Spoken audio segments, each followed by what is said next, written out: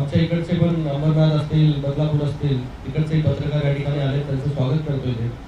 आणि आज पहिल्यांदा ठाणे शहरामध्ये, कारण की हा कुठल्या एका शहराचा प्रकल्प नाही आहे. अंबरनाथ आहे, बदलापूर आहे, उल्हासनगरमध्ये आहे. तर कुठल्या एका शहरामध्ये घेतला असतं तर लोकांना वाटलं असतं अरे तिकडे का घेतात, म्हणून हे त्रयस्थ ठिकाणी जे आहे त्या ठिकाणी सगळेच आपले मीडियाचे ठाण्याचे पण असतील किंवा आमच्या अंबरनाथ, बदलापूर, उल्हासनगर सगळे पत्रकार या ठिकाणी आले. त्यांचं सगळ्यांचा धन्यवाद इथे व्यक्त करतो. आणि आज तो MMR क्षेत्रामधील अंबरनाथ असेल, बदलापूर असेल, उल्हासनगर असेल, या सगळं जो भाग आहे, या भागामध्ये आपण जर पाहत असाल की गेले काही वर्षांमध्ये जेव्हा मुख्यमंत्री महोदय, पालकमंत्री ठाणे जिल्हा होते, त्यांचं बारीक लक्ष जे आहे ते या पूर्ण MMR रिजन मध्ये आहे. आणि या MMR रिजन मधील दळणवळण व्यवस्था, ट्रान्सपोर्ट, ड्रेनेज असेल, वॉटर सप्लाय असेल, या सगळ्या गोष्टी सोडवल्या जाव्यात यासाठी जे आहे ते हजारो कोटीचा निधी जो आहे त्या ठिकाणी देण्यात आला. आणि त्याच्या माध्यमाने जे आहे ते अनेक कामं जे आहेत हे आपल्याला त्या ठिकाणी होताना पाहायला मिळत आहेत. अंबरनाथमध्ये तर सगळेच रस्ते जे आहेत ते सिमेंट कॉन्क्रीटचे आपण करून टाकले. आता वेगवेगळे प्रकल्प जे आहेत ते अंबरनाथमध्ये सुरू आहेत.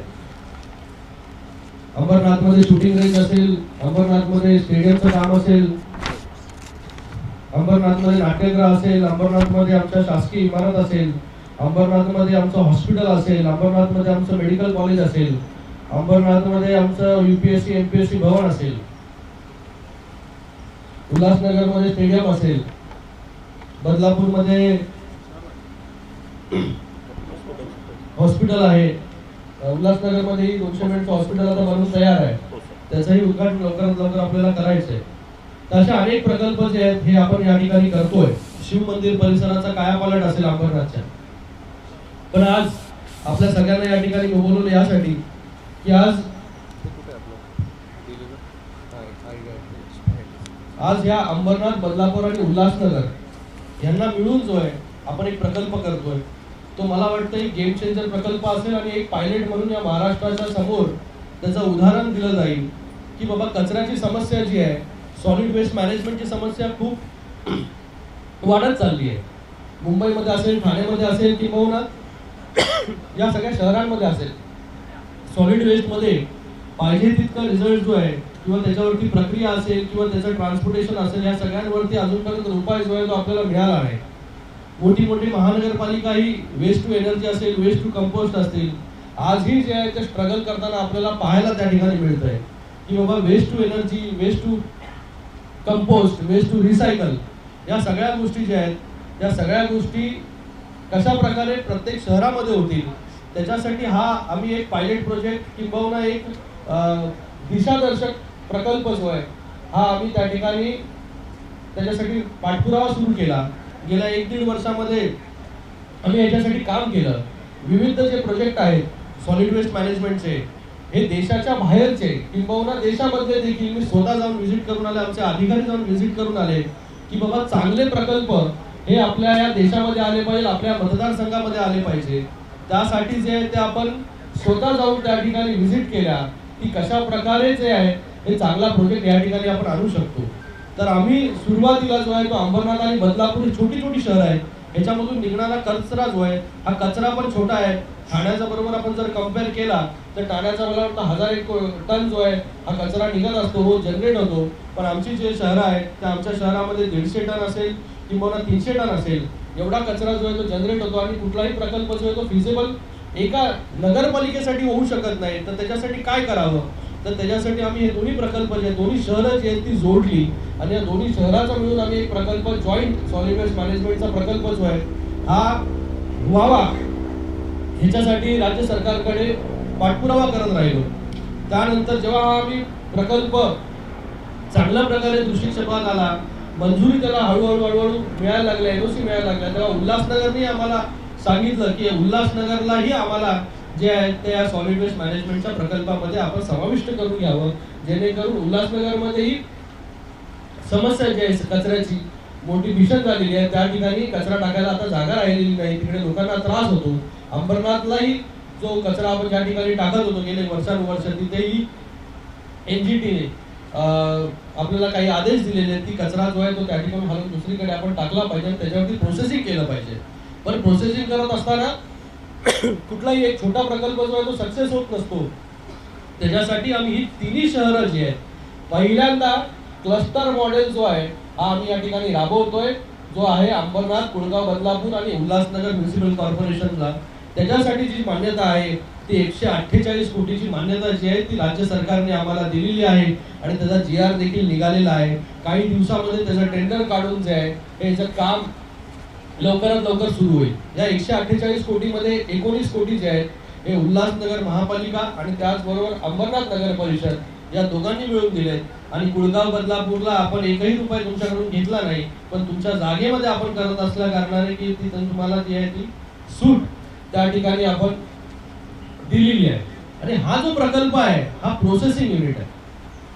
म्हणजे कुठेही कचरा प्रकल्प झाला की लोकांना वाटतं की बाबा त्या ठिकाणी कचरा पडणार, त्या ठिकाणी दुर्गंधी होणार, तर असं काहीच त्या ठिकाणी होणार नाही. हा जो प्रकल्प आहे हा पूर्ण जसं वर्कशॉप असतं तसा वर्कशॉप मधला पूर्ण एन्क्लोज प्रकल्प हा असणार आहे. कचऱ्याच्या गाड्या देखील आल्या की त्या डम्पयार्ड वरती जाणार नाही, त्या डायरेक्ट प्रोसेसिंग युनिटच्या कन्व्हेअर बेल्ट वरती अनलोड होणार आणि डायरेक्टली जे आहे हे पूर्णपणे एन्क्लोज म्हणजे शटर, जसं आपलं वर्कशॉप असतं की त्याला शटर लावला की तो वर्कशॉप बंद होऊन जातो, तसा हा कचऱ्याचा प्रकल्प असणार आहे. पूर्ण एका एन्क्लोज युनिटमध्ये असणार आहे की पूर्ण यंत्रणा जी आहे ही यंत्रणा त्याच्या आतमध्ये असणार आहे. रोजच्या रोज जो आहे हा मला वाटतं 800 टन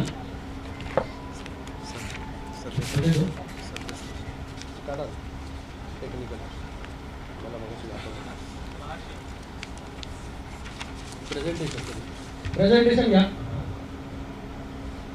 आता इथे जर आपण पाहिलं की 2022 पर्यंत Ambarnath municipal corporation, Kulgaon, Badlapur municipal corporation आणि UMC म्युनिसिपल कॉर्पोरेशन यांच्या सगळ्यांची लोकसंख्या मिळून 12.5 लाख होते. प्रोजेक्टेड वेस्ट जनरेशन जो आहे तो 597 टन आणि ओव्हर अ पिरियड ऑफ 15 वर्ष जे आहे ही जी पॉप्युलेशन जी वाढणार आहे या सगळ्या तिन्ही शहरांमध्ये ती आहे 17 लाख आणि त्याच्यामधून जो कचरा जनरेट होणार आहे तो आहे 900 टन प्रतिदिन. तर ह्याच्या सगळा जो आपण लक्षात घेऊन पुढे ही जी वाढ होणार आहे त्याच्यामध्ये वेट वेस्ट किती जनरेट होणार आहे, त्याच्यामध्ये MRF किती जनरेट होणार, त्याच्यामध्ये RDF किती करणार आहे, त्याच्यामध्ये इनर्ट किती करणार आहे.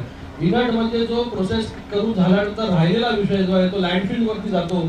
आज 100% कचरा जो आहे तो लँडफिल वरती जातो, पण येणाऱ्या काळामध्ये त्याच्यातून फक्त 20% कचरा जो आहे तो लँडफिल वरती जाणार. पुढे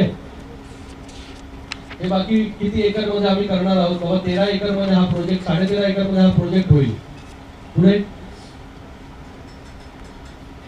किती पैसे दिले, 128 कोटी MMRDA कडून आणि ULBs कडून 20 कोटी रुपये.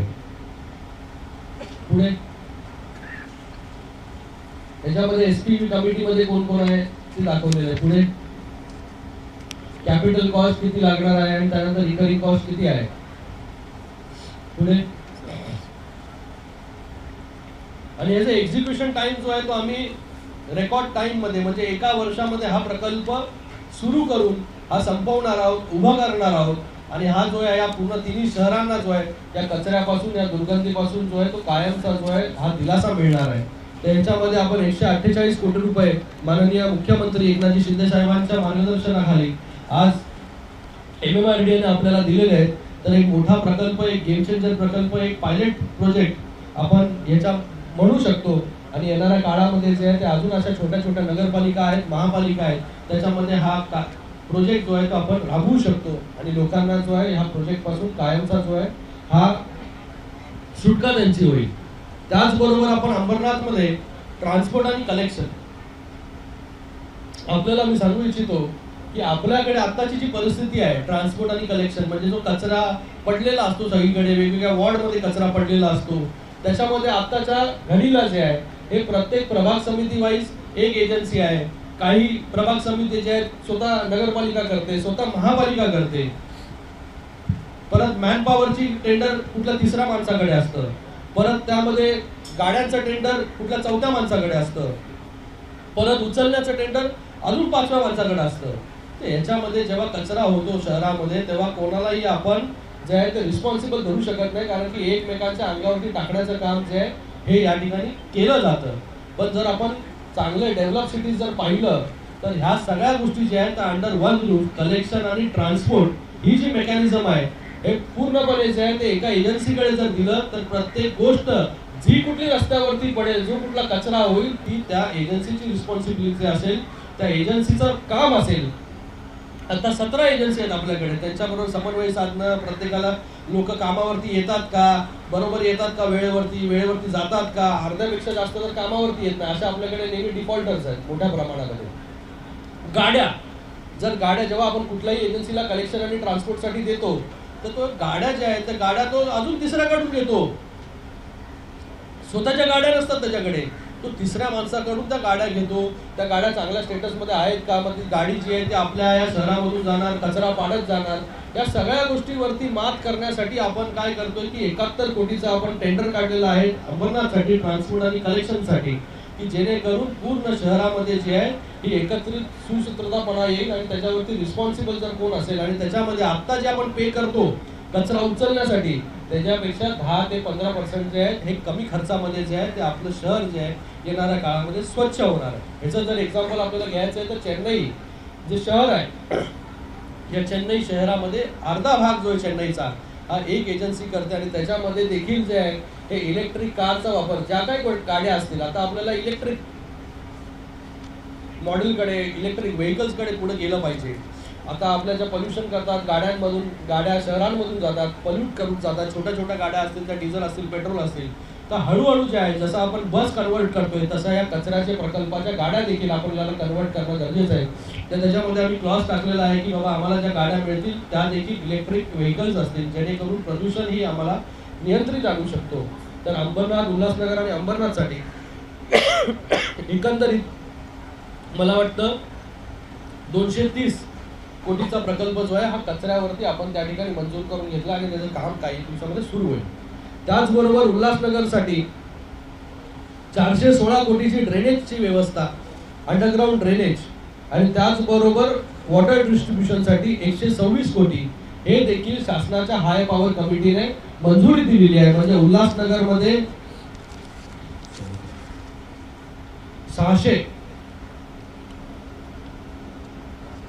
500 कोटीची कामं जी आहेत ही या ठिकाणी उल्हासनगर महापालिकेला फक्त जे आहे त्या सरकारने मंजूर केली आहे. जी हाय पॉवर कमिटी आहे जी CS अंतर्गत आहे, ती हाय पॉवर कमिटीने त्याला मंजुरी दिलेली आहे.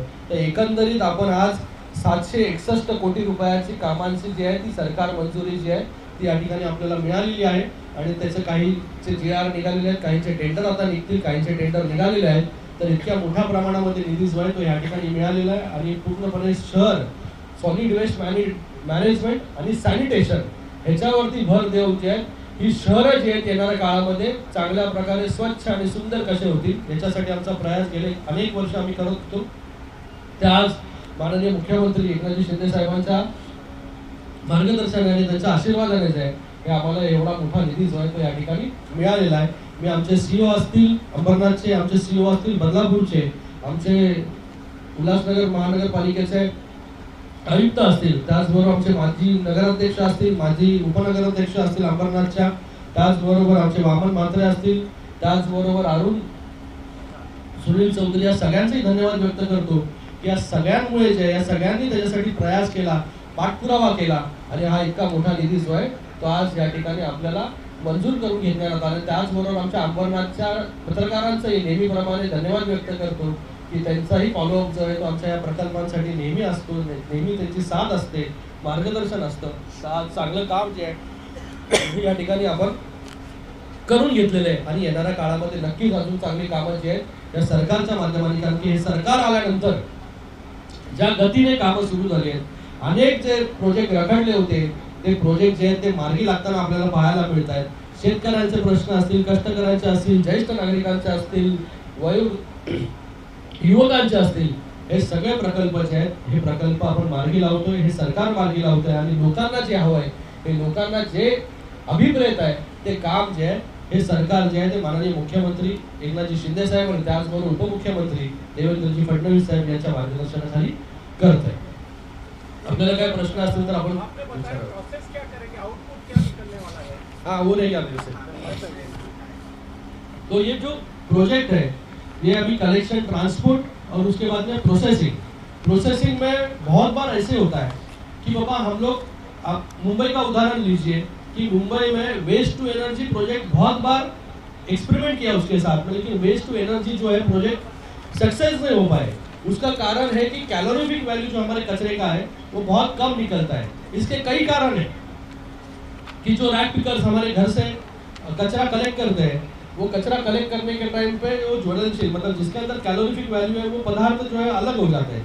फिर जब भी वो डंप यार्ड में जाते हैं तभी जो और ज्वलनशील पदार्थ है कैलोरीफिक वैल्यू जिसका ज़्यादा है वो और अलग हो जाते हैं, और बचा हुआ जो कचरा है उसमें से उतनी कैलोरीफिक वैल्यू जनरेट नहीं हो पाती वेस्ट टू एनर्जी के लिए।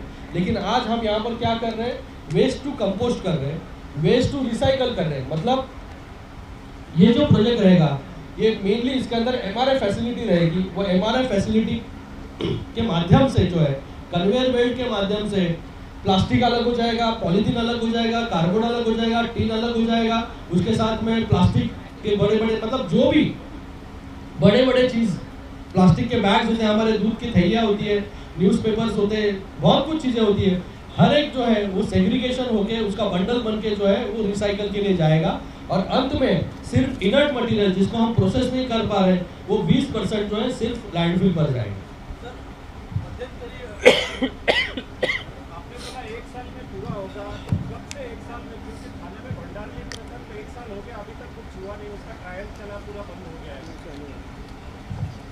थाने का भी प्रोजेक्ट जो है हमने शुरू किया है। वहाँ पर जब भी थाने की जगह का विषय था, वो जगह का विषय बहुत पेचीदा था, उसको हम लोग ने सॉल्व करा है और उसके बाद जो है अभी वो काम वहाँ पर चल रहा है, तो अच्छे से जो है वो प्रोजेक्ट जो है वहाँ पर रन करेगा। लेकिन ये जो प्रोजेक्ट है, ये हम जो प्रोजेक्ट करें ये पूरी तरीके से अलग प्रोजेक्ट है। इसके अंदर जो हम टेक्नोलॉजी यूज़ करेंगे वो स्पेनिश हो, जर्मन हो, जो भी अच्छा टेक्नोलॉजी पार्टनर मिलेगा हमें, वो पार्टनर के साथ जो है वो यहाँ पर हम ये प्रोजेक्ट करेंगे। और हमें यकीन है कि जैसे हम लोग ने अलग अलग प्रोजेक्ट जो है हमारे चुनाव क्षेत्र में पूरे टाइम बाउंड मैनर में किए हैं, वैसे ये प्रोजेक्ट भी हम यहाँ पर करने वाले हैं।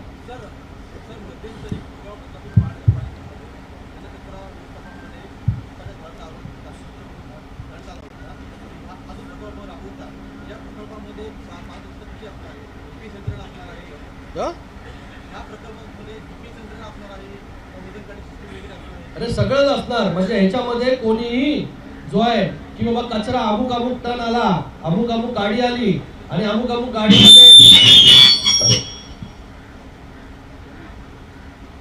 कचरा कुठला,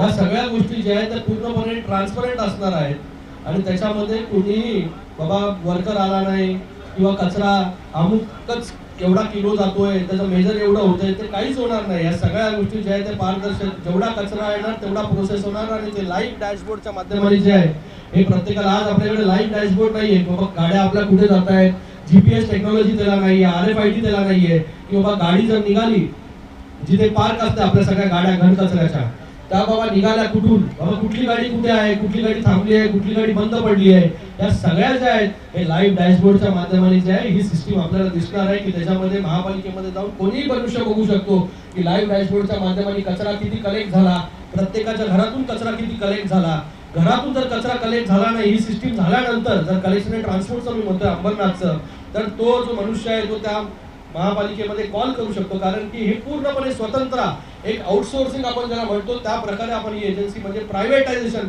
ज्याला आपण म्हणतो, हे प्रायव्हेटायझेशन, कारण की क्वालिटीसाठी, क्वालिटी कॉम्प्रोमाइज कुठेच होता कामा नये याच्यासाठी आपण या सगळ्या गोष्टी करतो। अभी हमारा ये पैसे वगैरह सब मंजूर हो गए, GR आ गया है, टेंडर जो है MMRDA कुछ दिनों में निकालेगी और टेंडर निकालने के बाद जब भी वर्क ऑर्डर देंगे, वर्क ऑर्डर के बाद 1 साल के अंदर हम कंवर जी पूरा प्रोजेक्ट जो है खड़ा करेंगे।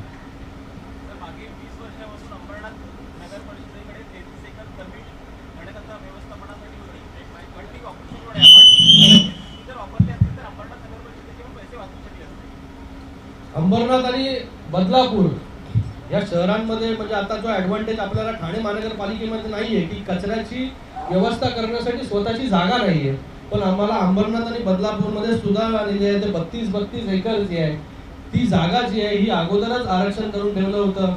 त्यावेळेस मला वाटतं अण्णा असतील आणि त्या वामन शेठ असतील या दोघांच्या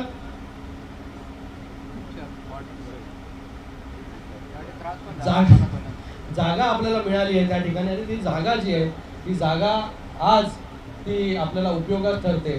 तर जसं आपण म्हणालात की अगोदर प्रकल्प जे आहेत मला वाटतं अगोदर भरपूर असे प्रकल्प सुरू झाल्यानंतर बंद झाले, पण आज जे आपण टेक्नॉलॉजी आणतो ही ट्राईड अँड टेस्टेड आहे. एक्सपेरिमेंट आपण करत नाहीये, जे काय चांगलं आहे ते डायरेक्ट इम्प्लिमेंट आपण त्या ठिकाणी करतोय. त्याच्यामुळे जो आहे ही सक्सेस जे आहे ही सक्सेस 100% होईल.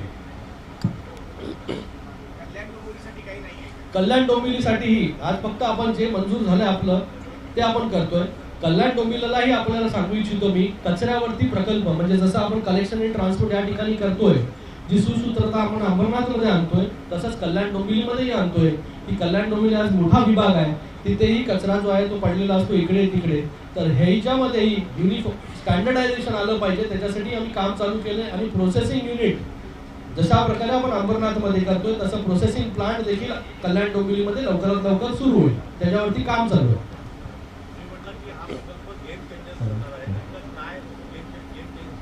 आज पहिल्यांदाच आपण जे आहे एका सिंगल कॉर्पोरेशन किंवा एका सिंगल नगरपालिका, आपण नगरपालिका जर विचार केला तर नगरपालिका तेवढी क्षमता नसते. आज मला वाटतं 225 कोटी रुपये एका नगरपालिकेने आणू शकले नसते किंवा एका महापालिका जी आहे ती एवढे पैसे जे आहेत ते खर्च करू शकले नसते. तर ह्याच्यामध्ये जे आहे हे सरकार जे आहे त्या सरकारने ती रिस्पॉन्सिबिलिटी घ्यावी असं आमचं म्हणणं होतं. आणि त्याचबरोबर क्लस्टर जर केलं तर क्लस्टर केल्यानंतर सगळ्या ज्या नगरपालिका आहेत महानगरपालिका, आता कोणी विचार केला नव्हता की नगरपालिका आणि महापालिका एकत्र येईल, कारण की नगरपालिकेला आपण वेगळी बॉडी समजतो, महानगरपालिकेला वेगळी बॉडी समजतो, पण इकडे आपण समन्वय साधण्याचं काम केलं, त्यांना दोघांना एकत्र आणण्याचं काम केलं. म्हणून हा गेम चेंजर प्रकल्प राहील की महाराष्ट्रामध्ये जिथे जिथे छोट्या छोट्या नगरपालिका आहेत पण त्यांच्याकडे सोल्युशन काढण्यासाठी पैसे नाही आहेत, ते पैसे जे आहेत हे पैसे उभं करण्याचं काम जर एकत्र आलं आणि त्याचबरोबर आज MMRDA आम्हाला पैसे दिलेत, हे गेम चेंजिंग आम्ही केलंय की शासनाची रिस्पॉन्सिबिलिटी बाबा. मी माननीय मुख्यमंत्री एकनाथ शिंदे साहेबांनाही सांगितलेलं आहे की हा जो घनकचरा व्यवस्थापनाचा विषय आहे हा फक्त महापालिकेवरती किंवा नगरपालिकेवरती तुम्ही अवलंबून ठेवू नका की त्यांना फक्त जमेल त्यांच्याकडे पैसे असतील तरच तो हा प्रकल्प करू शकतात. असं न करता राज्य सरकारने जे आहे हे धोरण बनवलं पाहिजे की बाबा हा जो घनकचराचा विषय आहे हा राज्य सरकार त्याची पूर्णपणे रिस्पॉन्सिबिलिटी घेईल आणि असे जे कुठले चांगले प्रकल्प आहेत हे राज्य सरकार त्या सीओ म्हणजे नगरपालिकेला आणि महापालिकेला सांगेल की अशा प्रकारे तुम्ही प्रोजेक्ट करा आणि त्याची जबाबदारी जी आहे ती जास्तीत जास्त जी आहे ही राज्य सरकार घेईल. म्हणून हा गेम चेंजर प्रकल्प आहे. एक क्लस्टर योजना आपण आणलेली आहे, जी क्लस्टर आता आपण करतोय घरांच्यासाठी, तशीच क्लस्टर योजना पहिल्यांदा SWM मध्ये सॉलिड वेस्ट मॅनेजमेंट मध्ये आपण आणतोय. दिव्याचं पण चालू आहे ना, दिव्याचा पण आता आपण भाग भंडारीला घेतलेला काही दिवसामध्ये आपल्याला फंक्शनिंग होताना चांगल्या प्रकारे ते मिळेल दिसेल.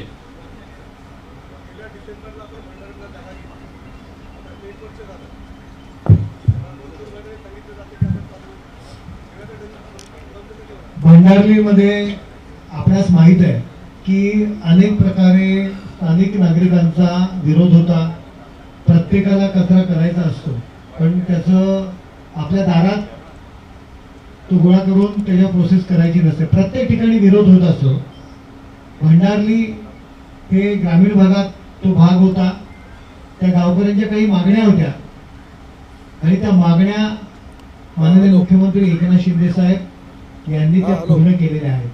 भंडारली त्यांची मागणी होती की नवी मुंबई महानगरपालिकेमध्ये त्यांचा समावेश करावा आणि नवी मुंबई महानगरपालिकेची प्रभाग रचना डिक्लेअर सुद्धा झाली होती आणि त्यानंतर ती मागणी होती.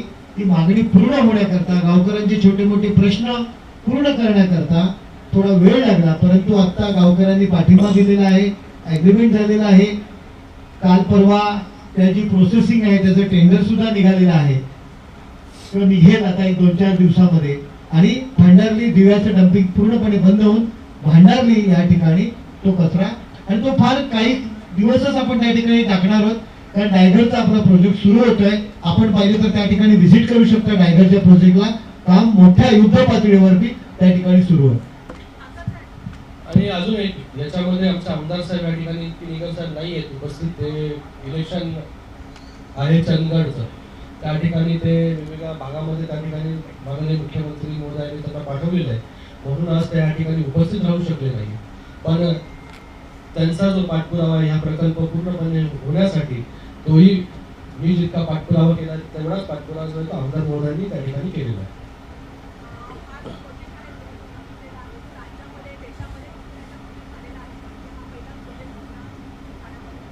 महाराष्ट्रामध्ये जो आहे तो पहिल्यांदाच आपण क्लस्टर करून 2-2 नगरपालिका 1 महापालिका हे करून पहिल्यांदाच आपण करतोय.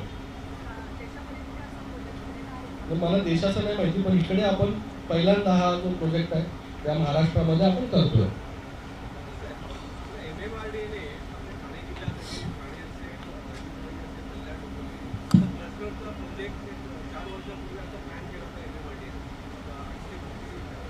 किती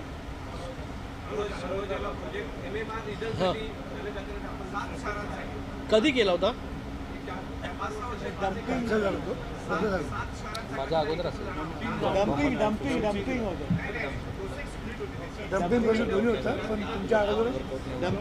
वर्कआउट झालं नाही ना, त्याच्यामुळे आपण आणला आणि माझ्या अगोदर असेल ते मला तर माहितीच नाही.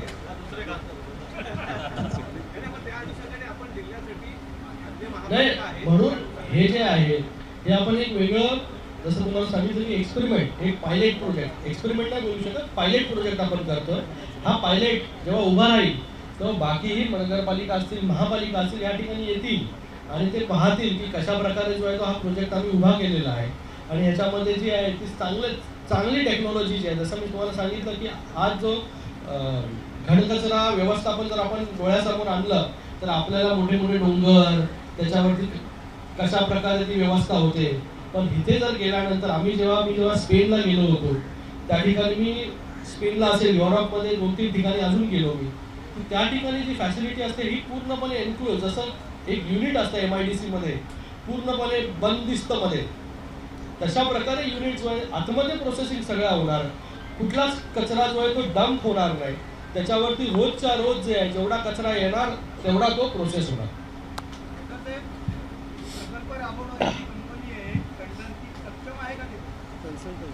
अरे कन्सल्टंट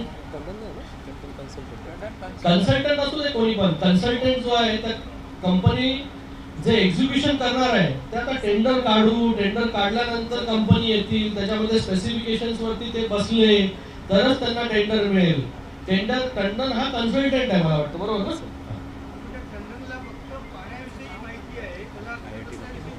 IIT ने एक मिनिट तुमच्याही पद्धत म्हणजे मला माहित होतं या सगळ्या गोष्टी. Indian institute of technology Bombay IIT मुंबईनी जे आहे हे आपल्याला एक अप्रिसिएशन दिलेलं आहे की बाबा त्याच्यामध्ये असं लिहिलेलं आहे, we appreciate your efforts on this integrated solid waste management project. To our knowledge this is the first such a good integrated solid waste management project in Maharashtra. हे IIT ने आपल्याला जे आहे हे प्रमाणपत्र दिलेलं आहे की first office project in Maharashtra आपण करतोय आणि चांगला प्रोजेक्ट आहे. म्हणजे ज्यांनी कोणी कन्सल्टंटनी बनवलं असेल तर चांगलंच बनवलं असेल.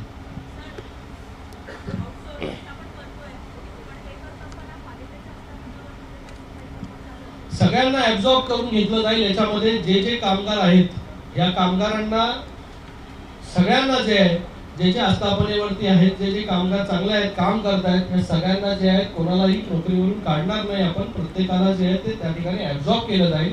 फक्त आपण याच्यामध्ये स्टँडर्डायझेशन आणि रिस्पॉन्सिबिलिटी आपण फिक्स करण्याचं काम याच्या पुढे करणार आहोत. की कोणीही बोलू शकत नाही की बाबा माझी गाडी गेली नाही त्या ठिकाणी म्हणून मी कचरा उचलला नाही, माझी तिथे घंटा गाडी गेली नाही म्हणून मी तिकडचा कचरा उचलला नाही, किंवा माणूस नव्हता माझ्या घंटा गाडीवरती म्हणून कचरा उचलू शकलो नाही. हे सगळं लाईव्ह डॅशबोर्ड, लाईव्ह रीडिंग सगळं लाईव्ह होणार आहे. आणि त्याच्यामध्ये जे काय आहे ते रोजच्या रोज जे आहे ही फीडिंग आपल्याला मिळणार आहे. CEO असतील, अमरनाथचे असतील, कमिशनर असतील या सगळ्या लोकांना.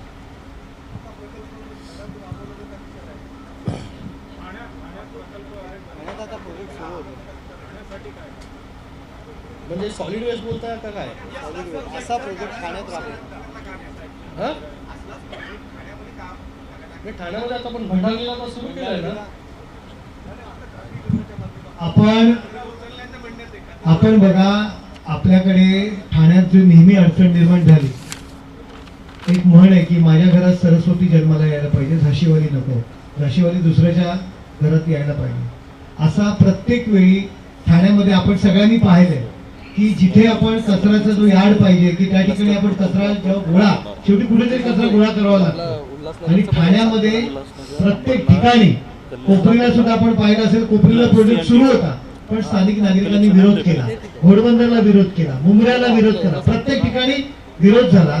आणि त्यामुळे आपण डायगरचा सुद्धा विषय किती विरोध झाला आपण सगळ्यांनी पाहिलं असेल. परंतु ही संपूर्ण लोकांची मानसिकता बदलायला सुद्धा उशीर झाला. आज पूर्वीची ठाण्याची कचऱ्याची परिस्थिती आणि आत्ताची कचऱ्याची परिस्थिती बदललेली तुम्हाला दिसून येते. डायगरमध्ये थोड्याच दिवसात आपला प्रोजेक्ट सुरू होईल आणि डायगरमध्ये प्रोजेक्ट सुरू झाल्यानंतर भंडारगीचा सुद्धा आपण बंद करणार आहोत. एकाच ठिकाणी डायगरला सुरुवात, तुम्ही डायगरला कधीही जाऊन भेट द्या, तुम्हाला त्या ठिकाणी ज्या फास्ट काम सुरू आहे ते तुम्हाला त्या ठिकाणी दिसेल.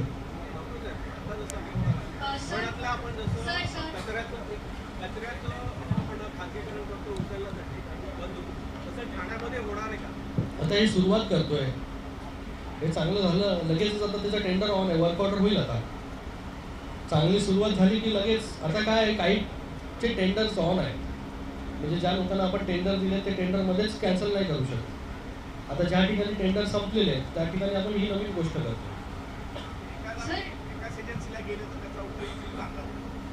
नाही म्हणजे त्याला आपण रिस्पॉन्सिबल, आणि आपले पैसे वाचतील, नगरपालिकेचे, महापालिकेचे, आपल्याला साफसफाई होईल. सगळ्या गोष्टी ज्या आहेत त्या सगळ्या गोष्टी आपण एकाच माणसाला जबाबदार धरू शकतो. आज 17 एजन्सी आहेत आपल्याकडे.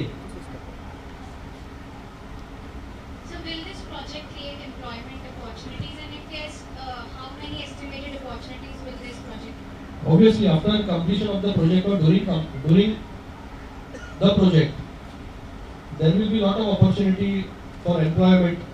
The construction workers at the site say, and skilled labor.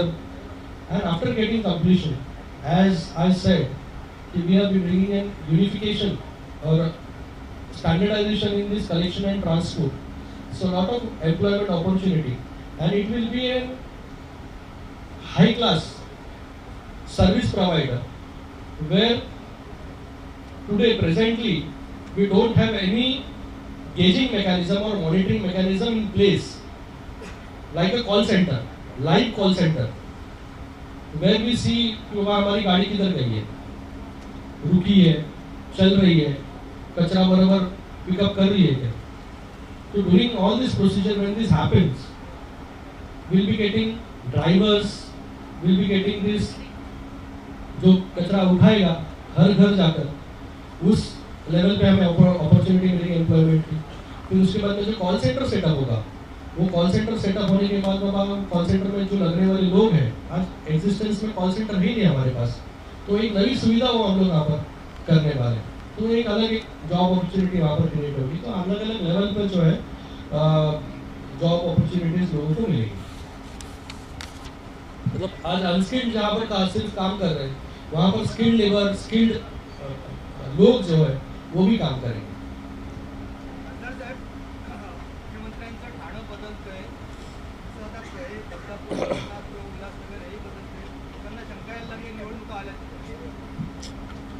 ठाण्यामध्ये आणि माननीय मुख्यमंत्री एकनाथ शिंदे साहेब ज्या प्रकारे कामं करतात आणि आम्ही सगळे ज्या प्रकारे कामं करतात, इलेक्शनच्या दृष्टिकोनातून कामं करत नाही, नाहीतर या शहरांची जी आहे ती इतकी प्रगती झाली नसती. जर इलेक्शन आलं आणि फक्त काम करत सुटलो आम्ही, तर इलेक्शनच्या दृष्टिकोनातून आणि इलेक्शनची भीती वगैरे आम्हाला कोणाला नाहीये. काम जे आहे 24 तास जे आहे ते या ठिकाणी चालू असतं. शहर चांगलं झालं पाहिजे या दृष्टिकोनातून आम्ही काम करत असतो. एकच मिनिट.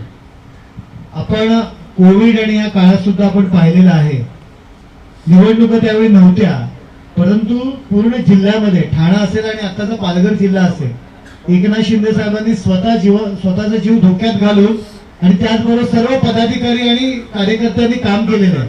निवडणुकापुरतं आपण काम करत नाही आणि काम हे कायम करायचं असतं. लोकांनी काय म्हणतायत बाबा निवडणुका आल्या म्हणून करतायत असा विषय नसतो. लोकांना कामाचं महत्व असतं आणि ते करण्याचा आम्ही प्रामाणिकपणे प्रयत्न करत असतो.